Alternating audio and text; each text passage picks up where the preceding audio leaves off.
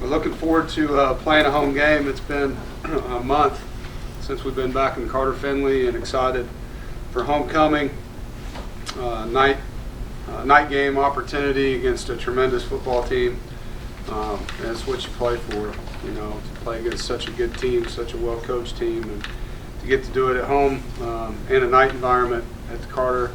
It's been awesome to have those types of games, and look forward to having one. I know we'll have a tremendous crowd. I'm excited just to get back on the grass with the guys. As everyone knows, we're injured, we're young, and all those kind of things, and we're going through some challenges of what that is. But I love a challenge, and love when my back's up against the wall. And I know this, our guys aren't going to flinch. They're going to fight.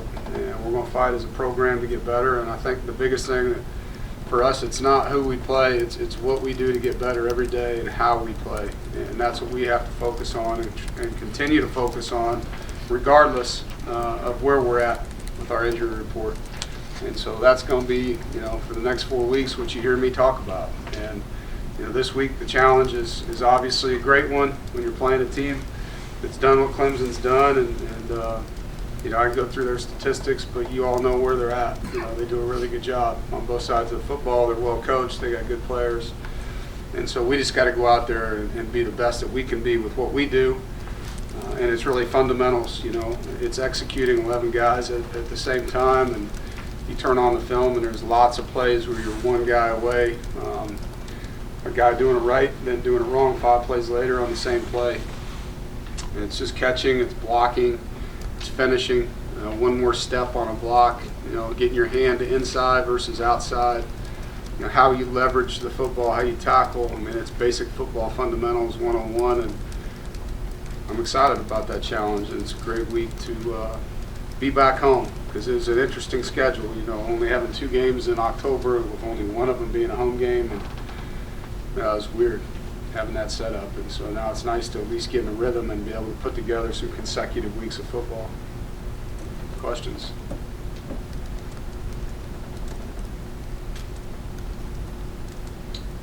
Looks like Peyton Wilson played his season high in snaps, and Yeah. obviously he had a lot of tackles. What's it been like for you to try to, I don't know if you've got him on a pitch count or not, but obviously he's been pretty reckless out there. Like he's always going. He is. But he played his best game. How have you tried to kind of let him go, but also try to keep him healthy? Yeah, I think early in the season there was a fatigue part of this thing for him, and so as we talked earlier in the year, our rotation at linebacker was good. But as the season's gone on, his production has increased, and so he's a guy that's making a lot more plays than other guys, and his stamina has improved, and so that's allowed us to play him more. Him and Drake, I thought, played their best game last week. They were both very active. They were physical, had good spirit about them. I thought C.J. Hart came in and did some good things when he had his opportunity. So, the young linebacking core, it's the banked reps, and that's one position group that those guys have been able to play in every game. And so you see growth when that happens, and so that's the value of that, of staying healthy. And so look forward to him for a while, doing what he's doing and doing it even better as he gets more and more confident and comfortable. Dave, I'm curious what stood out to you when you looked at the film with Devin specifically. And things were rough for him, particularly in the second half, passing the ball. But was there anything in particular that you liked a lot, and what you were really most concerned with from the film with him? I think the thing you like, other than how well he can throw a football, is just how competitive, how into it, how coachable, the conversations that you're able to have. Like the mistakes that he makes are going to happen. You don't want them to happen, but it was his first start. He made some really good throws. I thought he had a great corner ball throw to carry on the sideline. He missed an easy out route throw, which he's hit a million times in practice, and so just getting him consistent. And I think, they did a good job sitting on some routes, which probably made him a little bit nervous on some throws, and he's just got to learn how to get through that, and I think that game is going to be a huge piece for him to grow from. But I just like how he comes to work every day. I like when you're talking to him, he gives you feedback. He's not ever in a panic, he's just here's what I saw, here's what I did. All right, let's talk about it. And, you know, so there's a lot of things to be excited about. You know, obviously not excited that you throw a deep ball down the middle of the field with a post safety there. You know, things that he's got to do, and the receiver's got to try to break that up for him too. If that happens, but you know, he's going to grow a lot from that game, and he's going to get another team that wants to blitz every snap this week. So another opportunity. Are you looking at sticking with him for the rest of the way, or is it still a week-to-week kind of situation? You know, I can't give you 100% on anything in life right now. I just don't think I can do that. I would love to say that he's going to grow and get better and better and better, and I hope that happens for him. I do. You know, I think he's worked himself into the place that he's at for a reason, and he's our starting quarterback right now, and look forward to helping him continue to get better. You and the other coaches spend an inordinate amount of time watching videos, and it's rare when you come up against a team that looks like it has absolutely no weaknesses. From what you've seen, would you pretty much agree with that? Yeah, they're really good. I mean, they're experienced. They've got great players. They're well coached. They got staff continuity, all those things, and their kids know how to win. You know, but I also know that anything can happen on a Saturday. You know, and that's why you put the ball down and play. And so, you know, we got nothing to lose in this football game. Just go play as hard as we can, be better than we were a week before, finish plays better than we did the week before. Anything can happen, you know, and that's got to be our mindset. Each week, just try to find a way to be better. What about them impresses you most? I don't know if I can give you an answer. I mean, they're good. They're number one in everything in the conference almost, you know. So, they're good.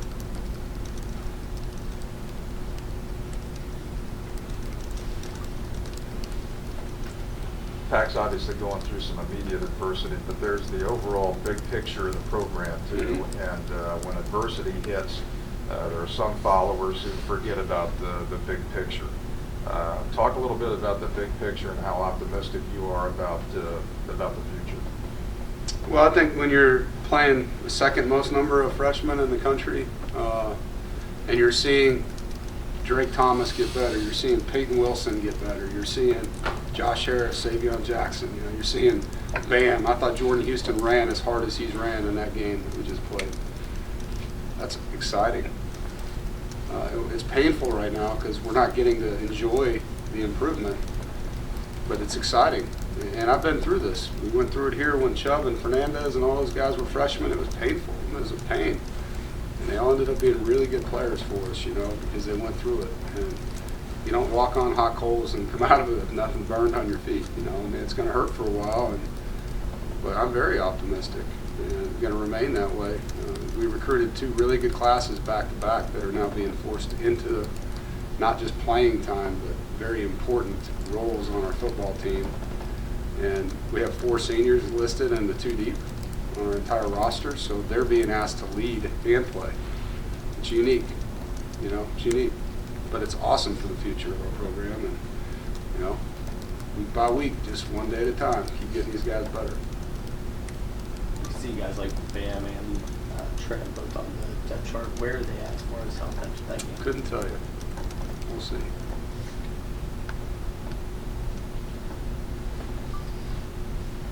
Just get back to Peyton, what was it like last year to keep him off the field? Because he does seem fairly relentless.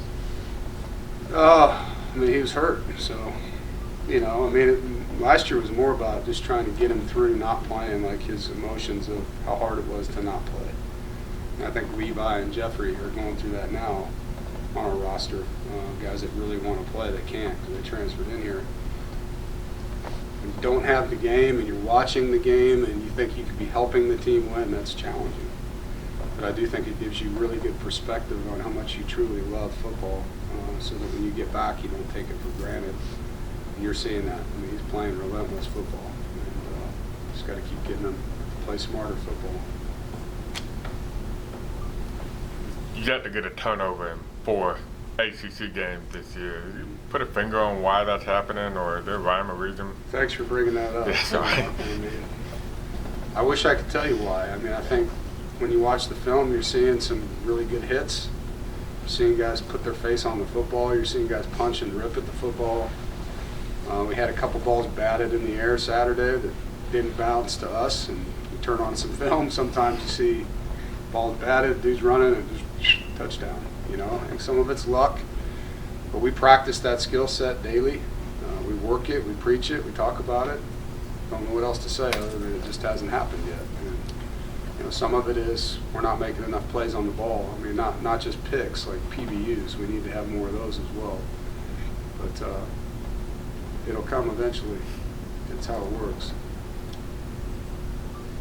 Talked a little bit about the frustration of that 2016 season. How much does this mirror that team in terms of, you know, feeling like you're able to turn a corner at some point, you know, going into next year as well? That team was a lot different than this team. That team, we knew who was on the roster. We were playing with a bunch of sophomores that were really good players. And I was chubbing those guys sophomore year, I think you're talking about, right? And we didn't have 11 starters injured for the season that year. We were able to get better and better, and we finished. We won 3 of the 4 games that year because I thought our young team got better over the course of that season. And I've had a different starting lineup for 8 straight weeks. So it's not even close to that type of team. I mean, it's not. I mean, the thing that's similar is that we had a very talented young group of guys on that roster. Same thing here, but we had the same lineup almost every game that year. Dave, when you were talking about the future of the program, young guys and developing, with the guys themselves, is it a difficult thing to sort of get that message across right now? Because obviously, I'm sure they're frustrated. You're getting shorthanded with injuries. Yeah. From a confidence standpoint with those guys. I think everybody's different. I think some guys, and Jordan, Drake, Peyton, Jakeem Harris, those guys are getting better. Like they understand the value of their reps, right? And then there's some guys that we need to get better now. Like they haven't matured as fast, but they're playing. And so it's a day-to-day thing with them.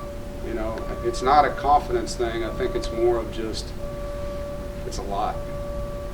You were in high school classroom last year, you know, and so it's just the amount that has changed in their lives and the intensity of all that is just different for them, you know, and managing it all and helping them understand the grind and how important the nutrition and the sleep, and it's different to have to do that your first year.